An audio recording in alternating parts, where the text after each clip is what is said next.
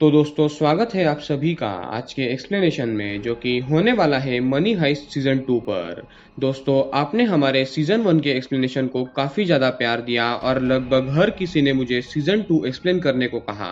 And guys आज हम season 2 को डिटेल में जानेंगे। अगर आपने सीजन 1 की एक्सप्लेनेशन अभी तक से नहीं देखी है तो उसे ज़रूर देख ले, आपको उसकी link I button and description में मिल जाएगी। सीजन 2 की IMDb रेटिंग है 8.6 आउट ऑफ 10 और इस सीजन में कुल 9 एपिसोड्स हैं। तो दोस्तों अगर आप चैनल पर न्यू है तो चैनल को सब्सक्राइब करके बेल आइकन जरूर दबा दें, क्योंकि गाइस 27 अप्रैल को मेरे बर्थडे तक हमारे चैनल पर 20,000 सब्सक्राइबर्स का टारगेट मैंने रखा है। तो प्लीज़ सपोर्ट करें एंड उसे कंप्लीट करें। और साथ ही साथ आप मुझे इंस्टाग्राम पर भी फॉलो ज़रूर कर ले, जहां मैं आने वाले नेक्स्ट वीडियोस की अपडेट्स देता रहता हूँ। तो अब बिना देर के चलते हैं एक्सप्लेनेशन की तरफ। जैसे कि हमने सीजन 1 के लास्ट एपिसोड में देखा था कि इंस्पेक्टर रैकवेल को प्रोफेसर एंड रॉबर्ट्स ने जहां अपनी प्रैक्टिस की थी 5 महीने उस जगह का पता चल जाता है और वो वहां पर खुद प्रोफेसर को ही ले जाती है। और उस जगह पर पुलिस को सबके फिंगरप्रिंट्स मिलते हैं और DNA सैंपल्स भी। हम प्रोफेसर उर्फ सैल्वा को बाहर चिंता करते हुए देखते हैं कि कहीं वो पकड़ा ना जाए। और अब आते हैं सीजन 2 के एपिसोड 1 पर।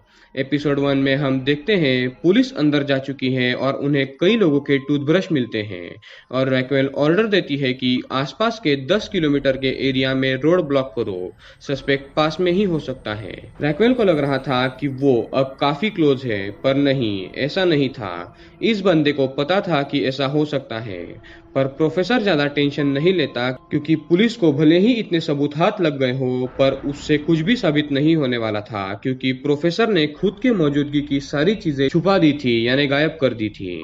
और उसकी यानी प्रोफेसर की कोई चीज मिल भी जाती तब भी उसे ढूंढने में रैक्वेल और पुलिस को 3 दिन लग जाते और इतने समय में तो हाइस्ट यानी कि रॉबरी खत्म होने वाली थी। प्रोफेसर ने अपने सारे सबूत वैसे भी मिटा दिए थे, पर आपको एक बात तो याद होगी कि प्रोफेसर ने लास्ट टाइम बर्लिन से बात की थी तब कहा था कि मैं तुम्हें 6 घंटे में कॉल करूंगा, पर प्रोफेसर यहाँ फंसे रहने के कारण उसने कॉल नहीं किया था और लगभग 18 घंटे हो चुके थे।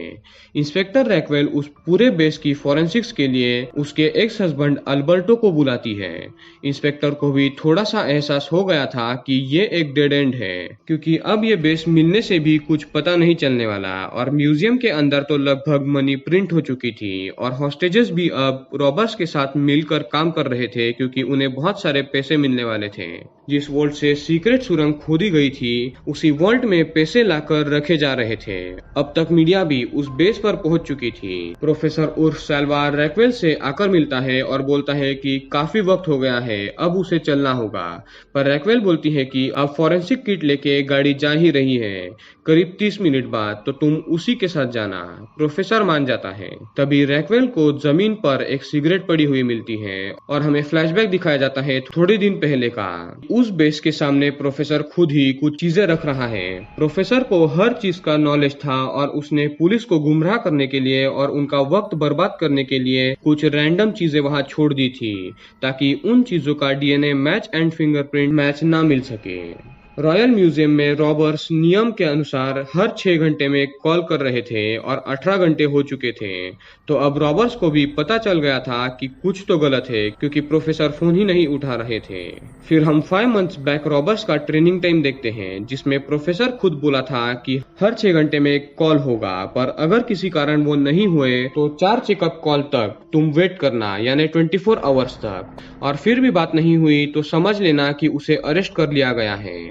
पर अभी 6 घंटे और बाकी थे तो बर्लिन बोलता है कि प्रोफेसर कुछ मैनेज कर रहे होंगे और वो ये भी बोलता है कि प्रोफेसर का कॉल जल्दी ही आएगा। पर टोक्यो बोलती है कि नहीं, कुछ तो गड़बड़ पक्की हुई है। सब लोग अब पैनिक हो गए थे और बर्लिन बोल रहा था कि अब भी 6 घंटे बाकी है, पर उसकी बात कोई नहीं मानता। तो बर्लिन एक बात बोलता है कि प्रोफेसर ने उससे कहा है कि अगर मेरा कॉल नहीं आया तो तुम्हें प्लान चेरनोबिल यूज करना होगा।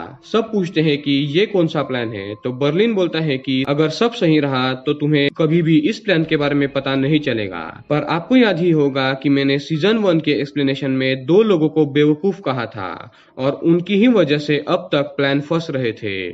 वो थे रियो एंड टोक्यो। अब टोक्यो बहुत बड़ी बेवकूफी करने वाली थी, पर उससे पहले इंस्पेक्टर रैक्वेल एंड प्रोफेसर बातें कर रहे थे। तब वहां पर इंस्पेक्टर का एक्स हस्बैंड आता है और प्रोफेसर की और उसकी मुलाकात होती है। फिर अल्बर्टो भी कई सारे सुराग उस बेस से ढूंढ निकालता है, जैसे चिमनी में से या फिर जमीन में से। फिर वो रैक्वेल को ये भी बोलता है कि एंजल ने उसे एक स्पून दिया था फिंगरप्रिंट मैच करने के लिए, और वो फिंगरप्रिंट पुलिस कार से मैच हुए थे। आपको सीजन 1 में कार वाला सीन याद होगा, जहां प्रोफेसर की फिंगरप्रिंट गलती से रह गए थे और सब इंस्पेक्टर एंजल को प्रोफेसर पर शक था, तो उसने प्रोफेसर के बेस से एक स्पून लेकर इन्हें दिया था और फिंगरप्रिंट मैच हो गए थे। पर वो स्पून किसका था ये बताने से पहले ही एंजल का एक्सीडेंट हुआ और वो कोमा में चला गया।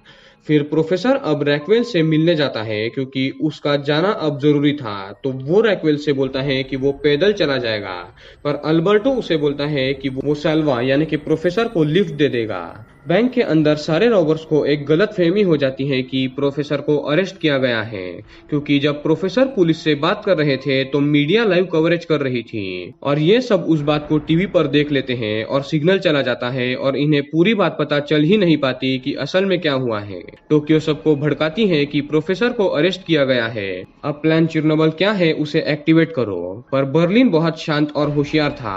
वो बोलता है कि जब तक 24 घंटे पूरे नहीं होते मैं प्लान एक्टिवेट नहीं करूंगा, और वो प्लान क्या है ये सिर्फ मुझे पता है। अब भी 5 घंटे बाकी थे, तो सब लोग वोट देते हैं कि कौन बर्लिन एंड प्रोफेसर के साथ है एंड कौन टोक्यो के साथ। तो टोक्यो के साथ 2 लोग थे, एक डेनिवर एंड दूसरा ऑब्वियसली रियो, और बाकी बचे बर्लिन के साथ थे जो वेट करना चाहते थे। तो इस पागल को एक सनक चढ़ती है। पर उससे पहले आपको याद होगा कि सीजन 1 में कुछ पुलिस गार्ड एंड हॉस्टेजेस भाग गए थे और उस समय उन्होंने हेलसिंकी के भाई ओज़लो को सर पे मारा था, जिससे ओज़लो का ब्रेन डैमेज हुआ था। तो हेलसिंकी अपने भाई को और तकलीफ में नहीं देखना चाहता था और इसीलिए वो ओज़लो जो अधमरा था उसका दम घोट के उसे आजादी दे देता है, यानी उसे मार देता है। और दूसरी तरफ प्लान क्या है ये जानने के लिए डेनिवर, रियो एंड टोक्यो बर्लिन पर गन तान देते हैं। अब जाहिर है बर्लिन उन्हें कुछ बताने नहीं वाला था, तो उसे बंदी बनाकर ले जाया जाता है। और गाइस, टोक्यो ने काफी बड़ी गलती की थी और आगे भी बहुत बड़ी गलती करने वाली थी, जिसके चलते इसे बहुत बड़ी कीमत भी चुकानी पड़ती है। और यहाँ पर एपिसोड 1 एंड होता है। एपिसोड 2 की शुरुआत में हम प्रोफेसर उर्फ सैल्वा को एंड अल्बर्टो को देखते हैं। अल्बर्टो ने प्रोफेसर को लिफ्ट दी थी अपने कार में। तब प्रोफेसर जानबूझकर रैक्वेल एंड अल्बर्टो की रिलेशनशिप के बारे में बात करना स्टार्ट करता है। फिर वो अल्बर्टो को आगे गाड़ी रोकने बोलता है टॉयलेट के बहाने, और फिर एक कचरे के ढेर से ऐसा कुछ ढूंढने लगता है जिससे डीएनए मिले, और उसे किसी के नाखून मिल जाते हैं जिसे वो अपने पास रख लेता है। और फिर आगे गाड़ी में प्रोफेसर अल्बर्टो के बारे में बुरा भला कहता है, क्योंकि अल्बर्टो ने रैक्वेल के छोटी बहन के साथ ही रिलेशन बनाए थे और इसीलिए रैक्वेल एंड अल्बर्टो अलग हुए। थोड़ी देर में अल्बर्टो गुस्सा होता है और वो रास्ते में गाड़ी रोककर प्रोफेसर से फाइट करता है। एंड गाइस, प्रोफेसर सिर्फ दिमाग वाला नहीं, एक फाइटर भी था, जो अल्बर्टो को पहले बहुत मारता है और फिर उसकी कंधे की एक नस पकड़कर अल्बर्टो को बेहोश करता है। फिर उसने जो नाखून लिए थे उस कचरे से उन्हें वो सबूत के सैंपल जो अल्बर्टो के गाड़ी में थे उनसे रिप्लेस कर देता है, ताकि उसके बारे में पता ना चल पाए। दूसरी तरफ बैंक में ये तीनों टोक्यो, डेनिवर एंड रियो टॉयलेट में बर्लिन को ले जाकर टॉयलेट को सील कर देते हैं और फिर उसे फोर्स करते हैं कि ये प्लान चिरनोबल क्या है ये बताओ। पर वो नहीं बताता, तो ये बेवकूफ बर्लिन के रेट्रोक्सिल जो मेडिसिन थी जिसके चलते वो कुछ महीने जिंदा रहने वाला था, उन्हें बर्लिन के सामने ही फोड़ती है ताकि वो मुंह खोले। पर गाइस, ये फिर भी शांत था क्योंकि इसे सबकी फिक्र थी और वो नहीं चाहता था कि उस प्लान के चलते सब फेल हो, और इसीलिए वो इंचार्ज था क्योंकि प्रोफेसर को गारंटी थी कि ये बंदा कुछ गड़बड़ हुई तो संभाल लेगा। फिर टोक्यो एक और खेल खेलती है। वो पिस्टल में से 5 बुलेट निकालकर एक अंदर ही रहने देती है और एक के बाद एक ऐसे 4 फायर चलाती है बर्लिन के ऊपर। पर लकीली बर्लिन लकी निकलता है और तब मॉस्को टॉयलेट का दरवाजा तोड़ देता है, तो टोक्यो उन पर भी गन तान देती है और अब कोई इससे नहीं डरता और उसे गोली चलाने बोलता है। तो ये शांत होती है और बर्लिन को छुड़ाती है। एंड आपको क्या लगता है, बर्लिन टोक्यो के इतने बड़े बेवकूफी को इग्नोर करता? नहीं। दूसरी तरफ अल्बर्टो को होश आता है और वो प्रोफेसर को गिरफ्तार कर लेता है क्योंकि उसने एक पुलिस ऑफिसर पर हाथ उठाया इसीलिए। और प्रोफेसर को पुलिस स्टेशन में हम शांति से बैठा हुआ देखते हैं और फिर वो वकील को बुलाने के बहाने रैक्वेल को फोन करके बोल देता है कि उसे गिरफ्तार किया है। पर तब तक अल्बर्टो ने एफआईआर लिख डाला था और प्रोफेसर के फिंगरप्रिंट्स भी ले लिए थे। रॉयल म्यूजियम में बर्लिन के ऑर्डर पर हेलसिंकी टोक्यो को बेहोश करता है और फिर टोक्यो को एक स्ट्रेचर पर लेटाया जाता है, टेप से उसके हाथ पैर बांधकर। और सब बर्लिन के साथ थे सिवाय रियो के, पर वो भी कुछ नहीं बोलता। टोक्यो बोलती है कि क्या तुम मुझे मार दोगे, तो बर्लिन बोलता है नहीं, मैं ऐसा नहीं करूंगा। और फिर वो होता है जो देखकर मैं खुश हो गया था। बर्लिन बैंक के डोर खोलने का ऑर्डर देता है और फिर उस स्ट्रेचर के साथ टोक्यो को बाहर फेंक देता है रॉयल म्यूजियम के। और टोक्यो अपने आप को रोककर बचाने की कोशिश करती है, पर अब ये पॉसिबल नहीं था। टोक्यो बाहर आते ही बैंक के डोर बंद होते हैं एंड पुलिस वाले टोक्यो को घेर लेते हैं, पर वो पुलिस को मार के भागने की कोशिश करती है, पर उसे दबोच लिया जाता है। जो टोक्यो ने किया था मेरे ख्याल से उसके साथ सही हुआ। पर tension not, professor the mastermind ने इसका भी प्लानिंग किया हुआ था कि अगर कोई पकड़ा जाएगा तो प्रोफेसर उसे छुड़ा लेगा। वो कैसे, ये आप लोग आगे देखोगे। प्रोफेसर ने ये भी कहा था कि पकड़े जाने पर पुलिस वालों का बस वक्त जाया करो और उन्हें सब कुछ सच बताओ शुरुआत में, और जब पुलिस वालों को लगे कि तुम सब कुछ सच बता रहे हो तो झूठ का जाल फैलाओ। नसीब से टोक्यो उसे फॉलो करती है क्योंकि वो अब और फंसना नहीं चाहती थी, तो वो प्रोफेसर ने कहा है वैसा ही करती है। प्रोफेसर जो पुलिस स्टेशन में था वो टीवी पर देखता है कि टोक्यो बाहर है और उसे कुछ भी करके टोक्यो को छुड़ाना होगा। रॉयल म्यूजियम में मैं ना गई तो तोता कैसे शांत रहेगा, ये भी बाहर जाकर सरेंडर करने की बात करता है और तब उसे एक इंजेक्शन देकर सुला दिया जाता है। कसम से इन दोनों में कुछ भी पेशेंस नहीं थे। टोक्यो को पुलिस टेंट में ले जाया जाता है जहां इंटेलिजेंस हेड उसके साथ बात करता है और एपिसोड 2 यहाँ पर एंड होता है। एपिसोड 3 की शुरुआत में हम देखते हैं वो समय जब सारे रॉबर्स हेस्ट का सेटअप कर रहे थे और तब प्रोफेसर ने ऑनलाइन कैसे इलीगली रियो की मदद से गन्स बॉम्ब्स मंगाए थे डार्क वेब के थ्रू, ये हम देखते हैं। और जहाँ पर प्रोफेसर बैठकर सब हैंडल कर रहा था अभी उसे भी रियो ने ही सेटअप किया था। फिर प्रेजेंट में रैक्वेल भी टेंट में आती है टोक्यो से बात करने और टोक्यो शुरुआत में सारी इंफॉर्मेशन रैक्वेल को देती है और तब हमें प्रोफेसर का असली नाम भी पता चलता है। प्रोफेसर का असली नाम था सर्जियो और भी वो बहुत कुछ बताती है। फिर रैक्वेल टेंट से चली जाती है क्योंकि उसे सैल्वा को बचाना था जिसे अल्बर्टो ने पकड़ा हुआ था। रैक्वेल को बेचारी को ये तक पता नहीं था कि सैल्वा ही प्रोफेसर यानी सर्जियो है और वो खुद उसे छुड़ाने जाती है अल्बर्टो के पास। और इस बीच प्रोफेसर ने बाथरूम में जाकर जानबूझकर खुद पर घाव किए थे ताकि रैक्वेल को लगे कि अल्बर्टो ने ही उसे पहले मारा और डिफेंड करने के लिए प्रोफेसर ने उसे मारा और प्लान काम करता है। रैक्वेल वहां आकर अल्बर्टो को एफआईआर पीछे लेने बोलती है प्रोफेसर के घाव देखकर और प्रोफेसर की फिंगरप्रिंट फाड़कर उसके हाथ में देती है एंड प्रोफेसर बच जाता है। इतना सब कुछ हुआ ही था कि एक और प्रॉब्लम आती है आर्टुरो की। वो सब हॉस्टेजेस को बोलता है कि कोई एक जाकर नकली गन ले आओ और जब मौका मिलेगा तो उस नकली गन को वो असली गन से बदल कर स्वैप कर लेगा। बर्लिन लगातार प्रोफेसर को कॉल कर रहा था और वो खुद भी काफी परेशान था, पर वो परेशानी जब अकेला था तभी दिखाता है। वो सबके सामने हमेशा शांत रहता था। तभी रियो बर्लिन पर गन पॉइंट करके सारे हॉस्टेजेस के सामने ये बोलता है कि वो लोग दूसरे टनल से भागने वाले हैं और उस टनल के बारे में हॉस्टेजेस के सामने बता देता है ताकि सारे रॉबर्स फंस जाएं। रियो विद्रोह कर रहा था एंड आर्टुरो को भी असली गन नकली गन से स्वैप करके हॉस्टेज को लेकर भागने की आइडिया भी रियो ने ही दी थी ताकि सब हॉस्टेज भाग जाए और बाहर जाकर पुलिस को बता दे कि वो दूसरा सीक्रेट टनल कहाँ है। हेलसिंकी उसे मार कर बेहोश करता है और अब बर्लिन रियो को गोली मारने ही वाला था कि प्रोफेसर का कॉल आ जाता है। बर्लिन उसे उठाता है और प्रोफेसर बोलता है कि तुमने ऐसा क्यों किया, तुमने टोक्यो को बाहर क्यों फेंका और तुम रियो को भी मारने वाले थे, ऐसा क्यों। और तभी नायरोबी बर्लिन के सर पर मारकर उसे बेहोश करती है एंड प्रोफेसर को बोलती है कि अब वो इंचार्ज होगी ना कि बर्लिन। और हम ये भी देखते हैं कि टोक्यो को कहीं ले जाया जाने वाला था फुल सिक्योरिटी के साथ, और प्रोफेसर को किसी भी हालत में टोक्यो को बचाना था और उसका भी प्लान प्रोफेसर के पास था। एंड एपिसोड 3 यहाँ पर एंड होता है, जिसमें एक्शन कम और फालतू बातें ज्यादा थी जिन्हें मैंने आपको नहीं बताया क्योंकि वो हाइस्ट से रिलेटेड नहीं थी। एपिसोड 4 की शुरुआत में प्रोफेसर नायरोबी को सब कुछ जो उसके साथ हुआ वो बताता है, और वो उस बेस पर इसीलिए गया था क्योंकि वो एक प्लान का पार्ट था। पर एक प्रॉब्लम ये थी कि इंस्पेक्टर रूबियो कभी भी होश में आ सकता था और वक्त बहुत कम था। तभी प्रोफेसर को इंस्पेक्टर का कॉल आता है और इंस्पेक्टर बोलती है कि तुम्हारी साथी टोक्यो अब जेल में जा रही है विदाउट बेल। तो प्रोफेसर बोलता है कि क्या तुम्हें टोक्यो ने कहा नहीं कि वो 72 घंटे से ज्यादा जेल में नहीं रहेगी। तो इंस्पेक्टर बोलती है कि टोक्यो ओवर स्मार्ट बन रही थी, वो ऐसा कर ही नहीं सकती।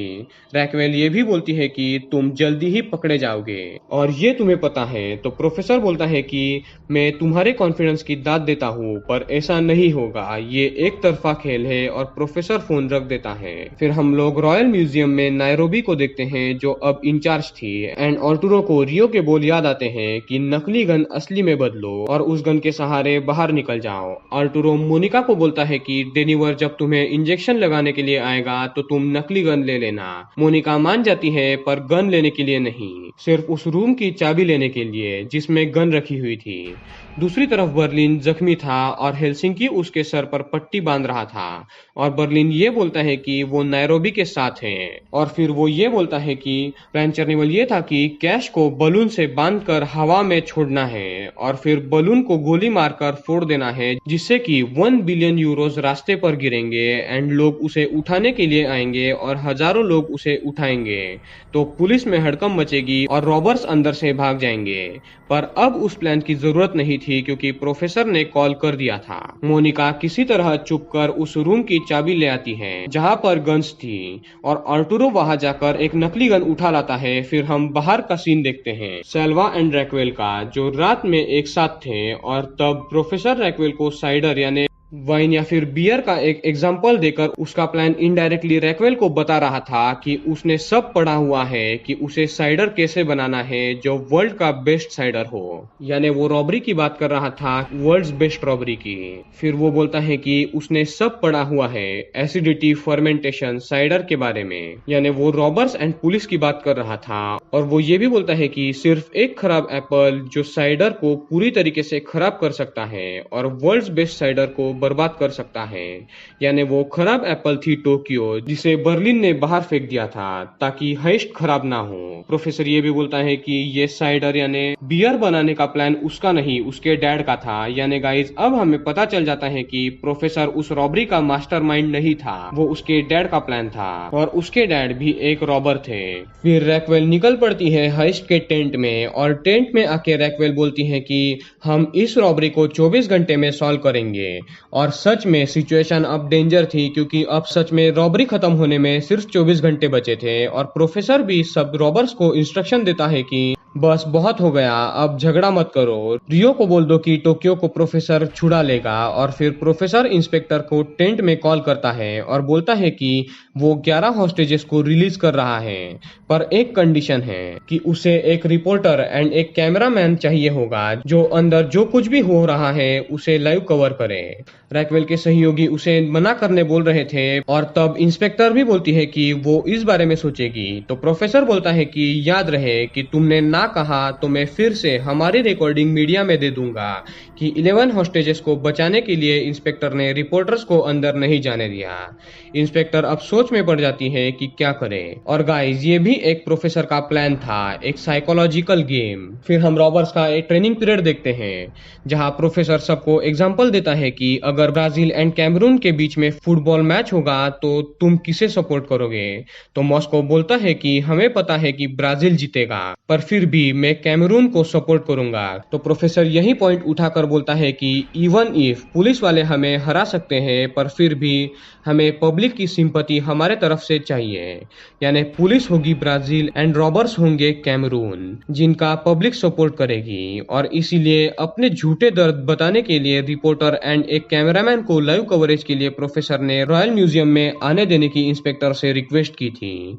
और अब नायरोबी रॉबर्स को ये बोलती है कि हमने जिन हॉस्टेजेस को बेसमेंट में बंद किया था उन्हें छोड़ देंगे। और गाइज ये वही हॉस्टेजेस थे जिन्होंने 1 मिलियन यूरो एंड फ्रीडम के बीच फ्रीडम चुनी थी सीजन 1 में। और गाइज इससे दो चीजें होने वाली थी। एक, हॉस्टेजेस जिन्होंने फ्रीडम चुनी थी उन्हें फ्रीडम मिलता, और जो बाकी अंदर वाले हॉस्टेजेस थे उन्हें लगता कि रॉबर्स पर ट्रस्ट किया जा सकता है। एंड दूसरा ये कि रिपोर्टर्स के सामने फेक रोने के बाद पब्लिक सिंपैथी मिलेगी। पर सवाल ये था कि लाइव कैमरा पर कौन ठीक से बात करेगा, और कोई भी रेडी नहीं था। तब एक ही रास्ता था, बर्लिन। और बर्लिन ऐसा था जिसके टॉकिंग स्किल परफेक्ट थे, जो लोगों के दिलों को अपने बात करने के तरीके से चीर सकता था। और सब मान जाते हैं। पुलिस भी रिपोर्टर को अंदर भेजा जाए या नहीं इस पर बात कर रही थी, और प्रोफेसर की रिक्वेस्ट को एक्सेप्ट करने का पुलिस फैसला करती है। फिर रैक्वेल एक और प्लान बनाती है कि मीडिया में झूठी खबर पहुंचाई जाए कि एंजल को होश आ गया है, और जो भी रॉबर्स का साथी बाहर होगा वो एंजल को मारने हॉस्पिटल जरूर आएगा, और पुलिस वहां घात लगाए बैठेगी। जैसे ही कोई एंजल को मारने आएगा उसे पकड़ लेंगे। पर प्रोफेसर भी दिमाग वाला था। फिर हम रिपोर्टर्स को देखते हैं जो म्यूजियम में जाते हैं लाइव करने। बर्लिन कैमरा के सामने अपने शब्दों के बांध शुरू करता है। वो हॉस्टेजेस के सामने बोलता है कि ये 11 लोग छूट जाएंगे। रिपोर्टर पूछती है कि तुमने ये डिसीजन अभी क्यों लिया, तो बर्लिन बोलता है कि वो 5 दिन उनके लिए बहुत लंबे थे, और अब सब लोग थक चुके हैं, और अब हमें पता है कि हम जल्दी ही पकड़े जाएंगे। तो इसीलिए हम रॉबर्स की सजा कम करने के लिए ये 11 हॉस्टेजेस को उन्होंने छोड़ने का निर्णय लिया है। और फिर उन 11 लोगों को बाहर भेज दिया जाता है, और पुलिस के कवर में 11 लोग सुरक्षित बाहर निकल आते हैं, और वो काफी खुश थे। फिर बर्लिन रिपोर्टर को ओस्लो के लाश के सामने ले जाता है और बोलता है कि जब पुलिस वाले एंड हॉस्टेजेस भागे थे तो उन्होंने इसे मारा था और ये मारा गया। उनके आपस में झगड़े हुए और टोक्यो को भी उन्हें बाहर फेंकना पड़ा, और अब हम लोग लगभग हार चुके हैं। बर्लिन के शब्द सबको चौंका रहे थे, और इवन पुलिस को भी थोड़ा बुरा लग रहा था। फिर बर्लिन एक और बात क्लियर करता है कि जब उसकी आइडेंटिटी पुलिस ने रिवील की थी और कहा था कि बर्लिन लड़कियों की ट्रैफिकिंग करता है और वो ड्रग्स भी बेचता है, तो ये सब कुछ झूठ है, और पुलिस ने उसके साथ ये गलत किया है उसे डिफेम करके। और वो ये भी रिक्वेस्ट करता है कि मीडिया पुलिस को मेरे खिलाफ human trafficking and drugs smuggle के सबूत दे। और इस तरीके से कैमरून टीम ब्राजील टीम पर हावी हो जाती है। यानी कि रॉबर्स पुलिस पर भारी पड़ गए थे, और रॉबर्स को काफी सिंपैथी मिली थी पब्लिक से।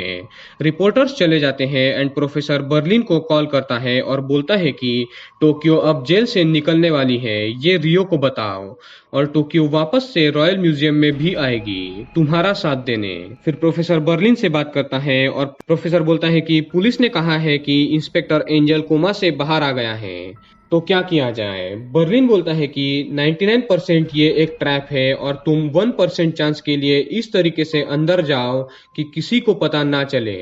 प्रोफेसर बर्लिन की इस बात से सहमत था, एंड वो एक अच्छी ट्रिक निकालता है कि वो हॉस्पिटल में कैसे जाए। एपिसोड 4 यहाँ पर एंड होता है। एपिसोड 5 की शुरुआत में हम सब हॉस्टेजेस को देखते हैं, जिन्हें नायरोबी बोल रही थी कि हमने हॉस्टेजेस को छोड़कर अपना प्रॉमिस कंप्लीट किया है, अब हम दूसरा प्रॉमिस भी कंप्लीट करेंगे। तुम सबके घर पर कुछ महीनों के बाद 1 मिलियन यूरोस पहुंचा दिए जाएंगे।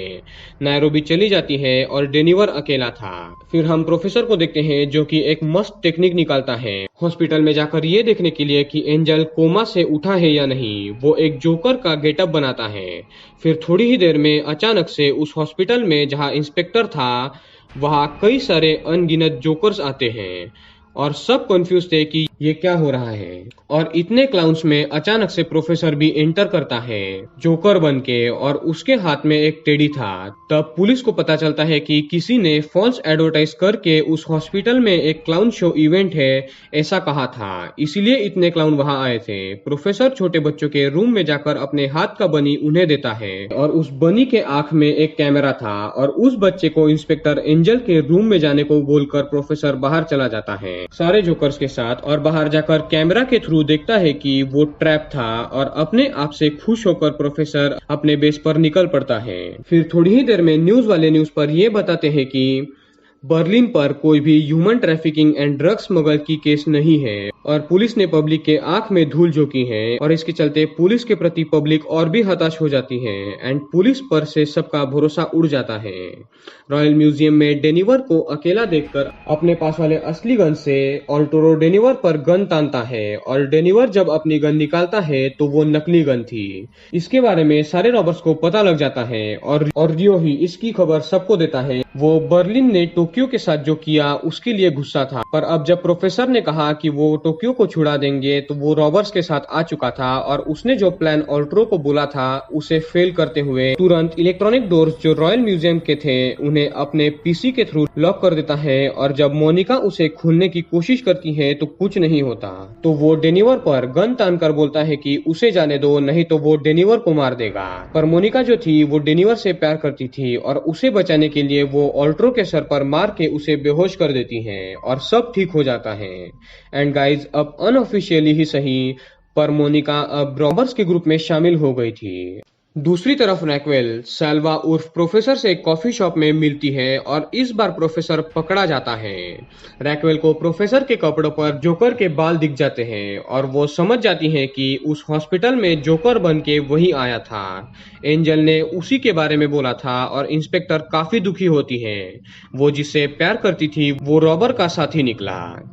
तो रैक्वेल प्रोफेसर को टॉयलेट में ले जाती है और गन दिखाकर सच सच बताने बोलती है और उसे हथकड़ियां भी लगाती है। एंड गाइस इस बार सच में प्रोफेसर पकड़ा गया था और ये प्लान में बिल्कुल भी नहीं था। रॉयल म्यूजियम में हेल्सिंकी अब ऑल्ट्रो के शरीर पर काफी ज्यादा प्लास्टिक एक्सप्लोजिव्स लगाता है क्योंकि ऑल्ट्रो शुरुआत से फुदक रहा था और इसकी ही वजह से ओस्लो भी मारा गया था। हेल्सिंकी बोलता है कि अगर तुमने इसे टच किया या फिर तुम्हें पसीना भी आया तो बम फट जाएंगे। ऑल्ट्रो अब बुरा फंसा था और दूसरा कोई बुरा फंसा था तो वो था professor. But guys luckily Raquel professor के बारे में अपने टीम को कुछ नहीं बताती और उसे उनके टोलेडो हाउस में ले जाती है जहां सबने ट्रेनिंग की थी 5 महीने की। एंड रॉयल म्यूजियम में तो कोई भी हॉस्टेज नैरोबी की बात नहीं सुन रहा था। तो बर्लिन फिर से इंचार्ज बनता है एंड एपिसोड 5 यहाँ पर एंड होता है। एंड गाइज अगले 4 एपिसोड जो है वो काफी ज्यादा अच्छे एंड इम्पोर्टेंट है जिसे देखकर आप खुश हो जाओगे।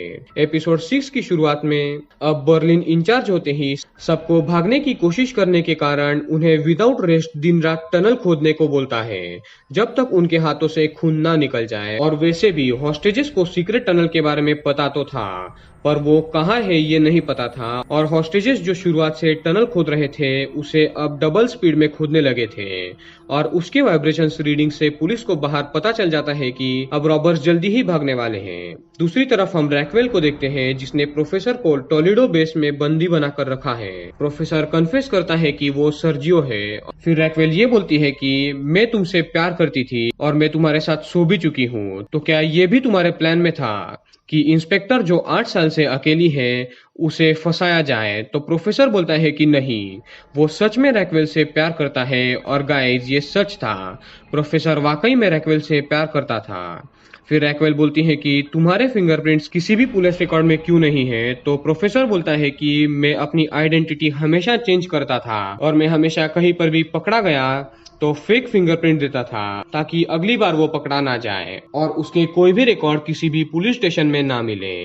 धोखा देने के कारण रैक्वेल सैल्वा को बहुत थप्पड़ मारती है और वो उस पर भरोसा नहीं करती। तब वो कुछ सामान लेने के लिए प्रोफेसर को छोड़कर बाहर चली जाती है अपनी कार लेकर। एंड गाइज अब दूसरी तरफ वो समय आता है जब टोक्यो पुलिस से आजाद होने वाली थी। 2 बड़ी गाड़ियां पुलिस की गाड़ियों को रोकती है एंड कुछ लोग जल्दी से सबके कांच पर काला स्प्रे छिड़क कर बॉम्ब लगाते हैं और जल्दी से सारे पुलिस वाले कार से बाहर आ जाते हैं डर के मारे। एंड ये आर्म्ड लोग जो प्रोफेसर के आदमी थे वो पुलिस वालों को दबोच लेते हैं और उन्हें बांध कर रखते हैं। फिर टोक्यो को छुड़ाकर अपने साथ ले जाते हैं और टोक्यो को एक फोन देकर बोलते हैं कि इससे प्रोफेसर को कॉल करना। फिर वो टोक्यो को एक डर्ट बाइक देते हैं एंड एक पुलिस का सूट भी जिसके थ्रू टोक्यो को रॉयल म्यूजियम में घुसना था। दूसरी तरफ रैक्वेल एक लाइट डिटेक्टर किट ले आती है एंड प्रोफेसर को सब कुछ सही बताने बोलती है। प्रोफेसर अपना पूरा प्लान रैक्वेल को बताता है और सब कुछ लाइट डिटेक्टर पर रीड हो रहा था और वो सही था। फिर प्रोफेसर ये भी बोलता है कि सब कुछ प्लान था पर तुम्हारे प्यार में गिरना नहीं।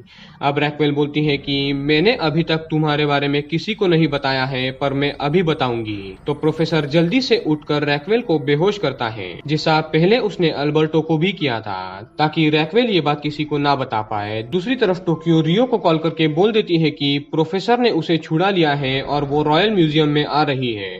दरवाजा खोलो और तुरंत म्यूजियम के दरवाजे खोले जाते हैं एंड पुलिस के फायर से बचते हुए टोक्यो उस गाड़ी के साथ म्यूजियम में एंटर करती है एंड पुलिस को बिजी रखते हुए मॉस्को, बर्लिन एंड डेनिवर गोलियां चला रहे थे पुलिस पर एक दुखद घटना यहाँ होती है। पुलिस की 3 गोलियां मॉस्को के चेस्ट, पेट एंड पैर में लग जाती हैं। म्यूजियम के डोर बंद होते हैं एंड मॉस्को का बेटा डेनिवर तुरंत अपने पिता की तरफ दौड़ता है एंड एपिसोड 6 यही एंड होता है। एपिसोड 7 की शुरुआत में हम देखते हैं कि मॉस्को की हालत काफी खराब है एंड वो अब ज्यादा देर जिंदा नहीं रहने वाला था।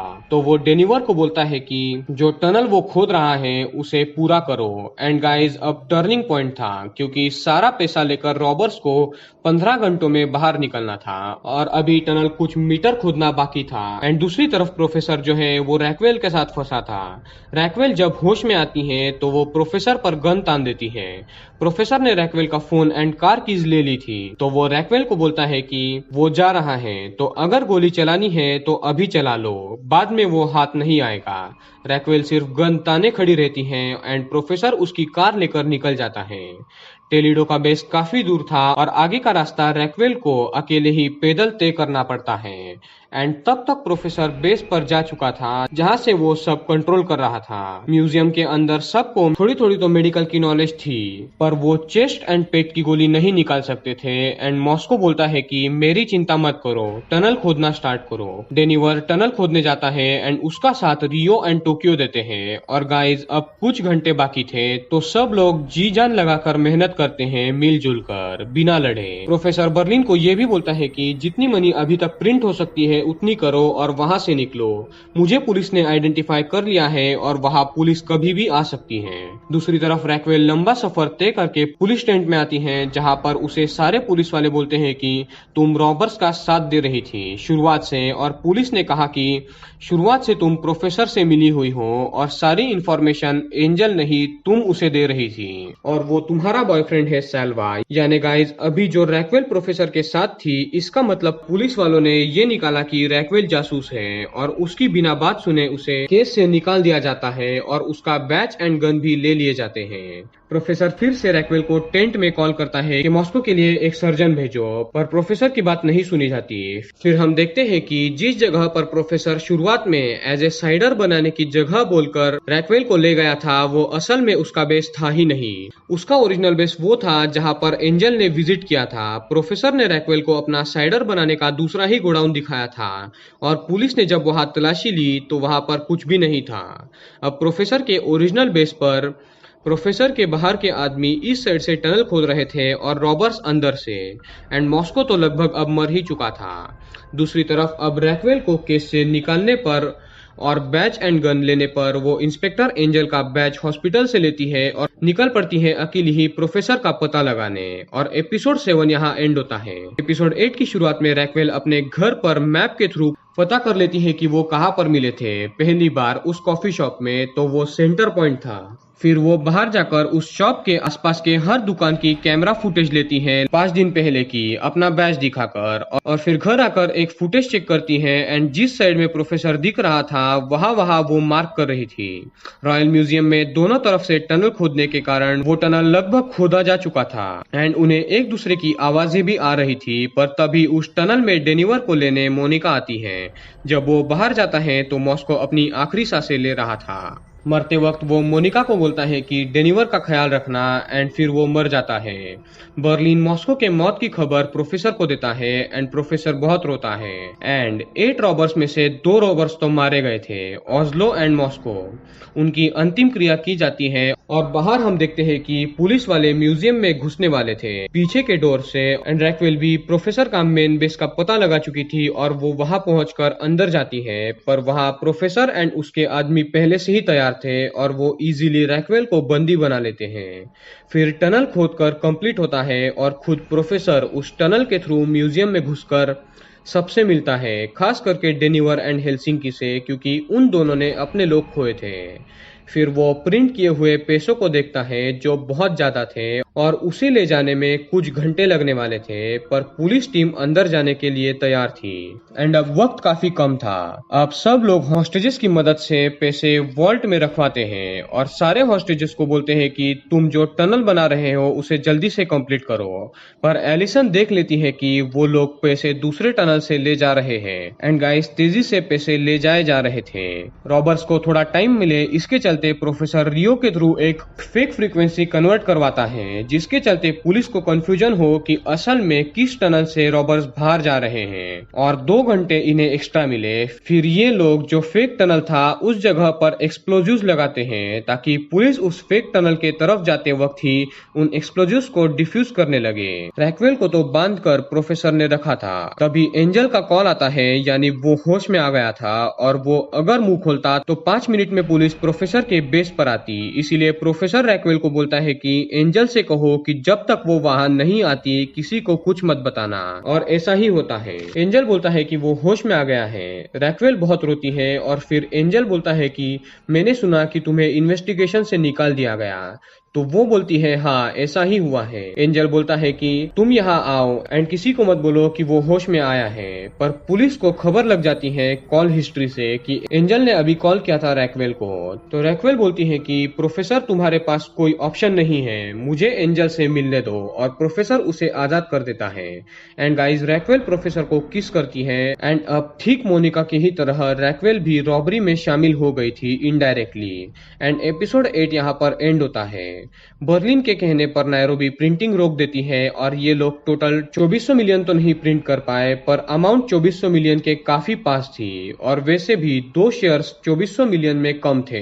ऑस्लो एंड मॉस्को के तो ये सेम ही हो जाता है एंड जितने पैसे हर एक के हिस्से में आने वाले थे वो उतने ही थे।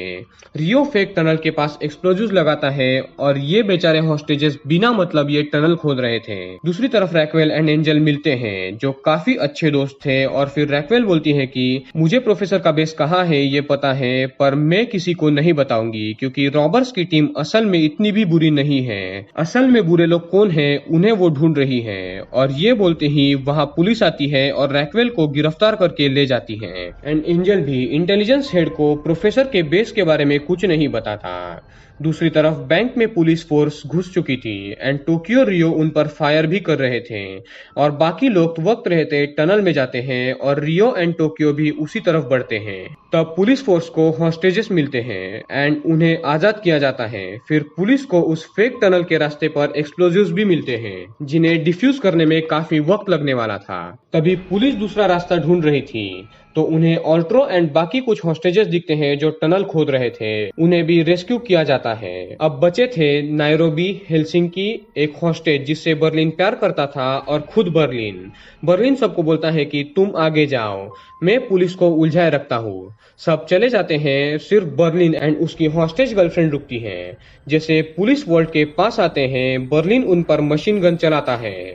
कुछ देर ऐसी ही फाइट चलती है और इस बीच पुलिस को प्रोफेसर के बेस के बारे में रैक्वेल ना चाहते हुए भी बता देती है एंड पुलिस की दूसरी टीम भी प्रोफेसर के बेस की तरफ बढ़ रही थी। प्रोफेसर सबको बोलता है कि कपड़े बदल लो एंड बर्लिन जो है वो मेरा आपका सबका फेवरेट कैरेक्टर था, वो सारे रॉबर्स की जान बचाने के लिए अपनी जान दे देता है। फिर पुलिस वाले उस टनल के थ्रू एंड दूसरी टीम प्रोफेसर के बेस की तरफ जाती है, पर जब उस टनल के थ्रू पुलिस प्रोफेसर के बेस में जाती है तो पूरा बेस खाली था। एंड गाइस ये लोग यानी रॉबर्स एंड प्रोफेसर वहां से भाग चुके थे और वो कैसे ये हमें अब दिखाया जाता है। उस बेस के पीछे के डोर से एक कंटेनर जिसमें पैसे थे उसमें हेलसिंकी एंड प्रोफेसर दोनों भाग जाते हैं और पुलिस रास्ते में उस कंटेनर को नोटिस ही नहीं करती एंड बाकी लोग अच्छे कपड़े एंड गेटअप में गर्लफ्रेंड बॉयफ्रेंड बनकर भाग जाते हैं। एंड गाइस 2400 मिलियन तो नहीं पर करीब 2000 मिलियन यूरोस को लेकर रॉबर्स निकल जाते हैं एंड रॉबरी यानी हाइस्ट सक्सेसफुल साबित हुई। 2000 मिलियन की सक्सेसफुल रॉबरी। फिर हमें एक साल बाद की कहानी दिखाई जाती है जहां न्यूज पर दिखाया जा रहा था कि अब तक एक भी रॉबर पकड़ा नहीं गया है एंड ये इतिहास की सबसे बड़ी सक्सेसफुल रॉबरी साबित हुई।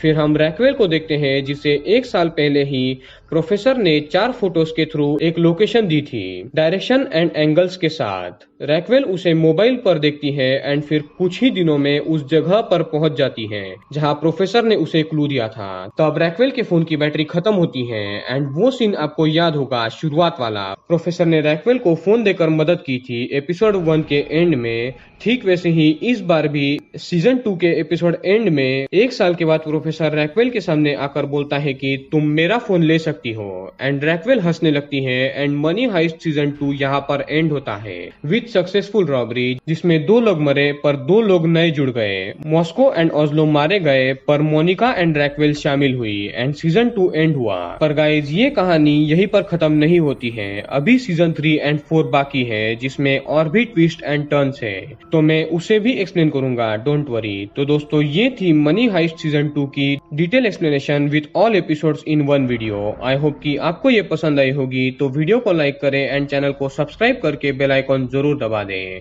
क्योंकि ऐसी ही बड़ी वीडियोस बनाने में मुझे काफी मेहनत लगती है। तो प्लीज सपोर्ट करें एंड साथ ही साथ आप मुझे इंस्टाग्राम पर भी फॉलो कर लें, आपको लिंक डिस्क्रिप्शन में मिल जाएगी। तो मिलते हैं अगली वीडियो में।